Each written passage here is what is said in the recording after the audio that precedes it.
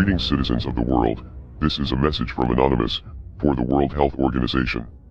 It is widely believed that you are a group that truly seeks to maintain the best public health around the world, but in the past few months, it has become apparent that you are more of a political organization than a public service. In fact, your allegiance to the governments that support you through massive financial donations has put the world in grave danger. The organization that you belong to has a very important responsibility, because it is trusted by most of the world for credible information.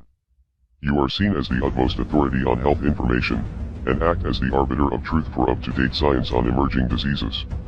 Most media broadcasters, politicians, and health officials around the world have looked to your press releases and news conferences for the most up-to-date scientific information on the growing COVID-19 coronavirus pandemic, and you failed miserably in your duty to protect the people.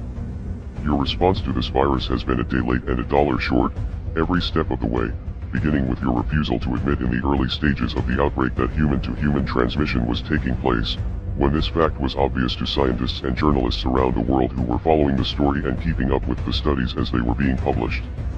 At the time, the Chinese government was doing its best to downplay the severity of the outbreak, and the World Health Organization acted as their mouthpiece, reporting whatever Chinese authorities told them to. As a result of this guidance, the entire world did not take the threat seriously, because everyone assumed that the World Health Organization could be trusted.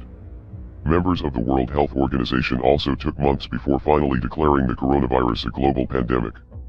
During press conferences in recent months, representatives of the organization insisted that they wanted to avoid declaring a pandemic prematurely because they didn't want to scare anyone or create a panic. However, scientific findings have since shown that we were already dealing with a global pandemic by the time that Chinese authorities decided to quarantine Wuhan, because the genetics of the virus has been traced back to at least October or November 2019.